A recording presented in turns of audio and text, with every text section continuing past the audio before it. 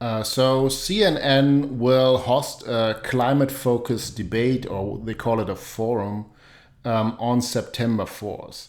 And this comes after the Democratic National Convention has just voted down an activist proposal to allow candidates to debate each other on a single issue on stage, which currently seems to be banned by the Democratic National Convention, but I don't know how exactly that plays into it because I don't think CNN will just uninvite everyone and just let this crash. So I don't think the DNC has any way to enforce a kind of ban on single issue thing. So obviously this climate issue has been a big thing on the Democratic side for the presidential candidates.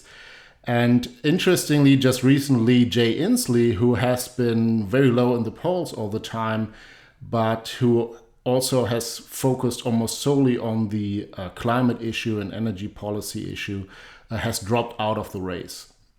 So now I find the question interesting. Why is it that there's such low voices on the Democratic side, on the activist side, also with the candidates, about radical climate policies? We've talked about Bernie Sanders' plan today, but the others are also quite radical with 100% renewable goals, carbon neutrality until 2050, and billions or trillions and trillions. I'm keeping too confused. Trillions and trillions of dollars in quote unquote government investments. And so obviously the candidates believe that this is a winning issue, at least on the Democratic side. So why does the Democratic National Convention say, oh, we don't want that to be an issue, or we don't want a big focus on that during the debates? And I believe this is a two-edged sword. So on one hand, the most radical climate rhetoric might win a majority inside the Democratic camp. Or maybe it will just bring in enough votes to make someone prevail on the side of the Democrats. But then, if you think long term, will this really resonate with the American public at large? Because if you win the nomination of the Democratic Party, but then you have to face Trump in the main election, obviously a lot of swing voters and a lot of people in the general public that are not either not focused on this particular issue, or they believe this is too much of a radical agenda, will have difficulties voting for someone who says, well, we'll just destroy fossil fuels, especially in the wake of the shale revolution, which has such a great economic impact on the entire American economy. This is not just, oh, we are now producing our own gasoline. It's really like this is billions and billions of dollars of business, and it has turned America from an oil importer into an oil exporter, and it also has a lot of secondary impact in your manufacturing business and other parts of the economy, of course. And a lot of people will probably not be as enthusiastic as something like the Sunrise Movement, which is a eco-left anti-fossil fuel youth movement. That's how I would describe it. And they were furious about this decision by the DNC to not include this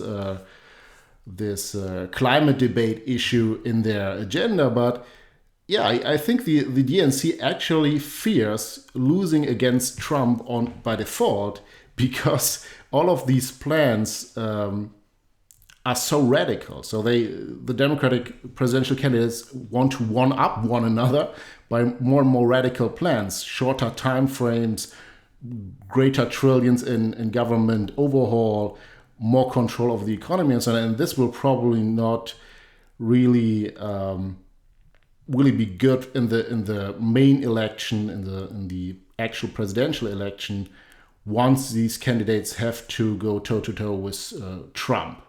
And I think this is a two-edged sword, and I think it's quite dangerous, quite a dangerous game by many of the presidential candidates on the Democratic side. Yeah, I think it's a really revealing dynamic that there's absolutely no penalty for how radical or expensive any of these plans are. Like the whole battle is just trying to gain the status as the person, who's most ambitious and who most rapidly wants to get rid of fossil fuels or who wants to get rid of everything except for solar and wind, and how there's absolutely like no credit that would give, like, even if you had somebody who had a plan that was far beyond, let's say, what Barack Obama had, but they said, look, we have to seriously consider costs and benefits, and like they would get nowhere. That would have absolutely no political benefit to them at this stage in the nomination process. And I think what it is, it's revealing of the nature of the moral ideal of what we'll call the 100 that they've embraced. That is, if the ideal, like if you have everybody surrounding an ideal of non-impact, then if everybody's agreed on that, well then yeah, you want to be the person most aligned with non-impact. And if you start bringing in pro-human considerations like cost and prosperity and jobs, then as limitations, it just shows that you are not really committed to our ideal of non-impact. Like you are a compromiser. And so they've sort of built a trap for themselves, precisely because this only works if everybody's really, really devoted to the ideal. Whereas if most Americans are in one way or another kind of eclectic, that is, they're trying to mix, well, sometimes we'll be non-impact, but hey, we got to have a job and we need economic growth. And, if you have somebody kind of racing off with, climate at any price, that is highly likely, I think, as you suggested, to be very alienated for them. But the point is that they can't exercise that break on themselves, just given the dynamics of arguing to 100 in, what amounts to a subculture.